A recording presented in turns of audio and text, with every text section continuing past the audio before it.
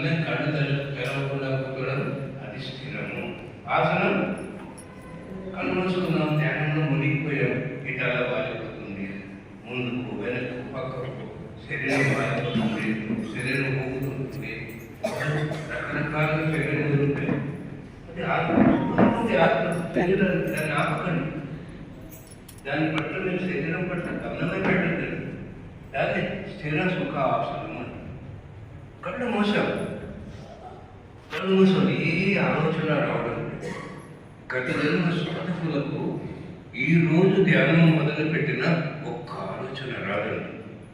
ఈ ఆలోచన లేనప్పుడు ఎలా ఉండాలి? శూన్యంగా ఉండాలి. ఆలోచన వచ్చితే కదా శ్వాస మీద ధ్యాస. నేను మొదటి రోజు నుంచి ఈ రోజు వరకు శ్వాస మీద ధ్యాస పెట్టాను. నా కళ్ళు మూస్తే ఆలోచన రాదు. ఇక రెండవది, కళ్ళు మూసాను, ఆలోచనని ఆగిపోయింది. ఈ బ్రహ్మరంగం తెలుసుకో. ఆ శక్తి లోపల ప్రవేశించి 2,40,72,000 నాడి మండల శక్తి చెప్తుంది.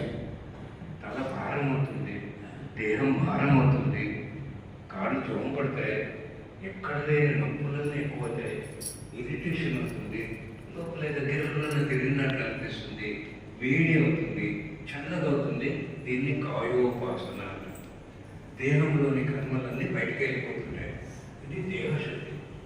ఆ సమయంలో ఏమి జరుగుతుందో దాన్ని గమనించండి. మీ శరీరంలో ఏం జరుగుతుందో దాన్ని గమనించండి. ఇక మూడవది, కళ్ళు మూసినప్పుడు ఎక్కడికి ఏడు, లోపల ఉన్న కసి, కోపము, భయము అన్నీ పెరుగుతున్నాయి. అంటే మానసికంగా ఉన్న ఎమోషన్స్ అన్నీ కూడా బయటకు వస్తాయి.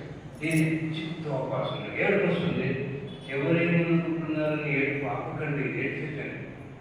ఆ లోపల ఉన్నది బయటకు రాడండి. అవన్నీ భారం అంతా తీరిపోతుంది. ఇక నాలుగవది, కళ్ళు మూసినాం, చీకటి, వెలుతురు, రంగులు, కొండలు, కోనలు ఇలా కనిపిస్తాయి. ఈ భౌతికమైన కళ్ళతో భౌతిక ప్రపంచాన్ని చూస్తే పసన. కళ్ళు మూసుకొని దివ్యనేత్రంతో విశేషంగా చూస్తే విపసన. కళ్ళు మూసినాక ఎక్కడి నుంచి కనిపిస్తుంది? దివ్యనేత్ర దర్శనం. కనిపించేటప్పుడు ఏం చేయాలి? ఏం కనిపిస్తుందో దాన్ని గమనించాలి.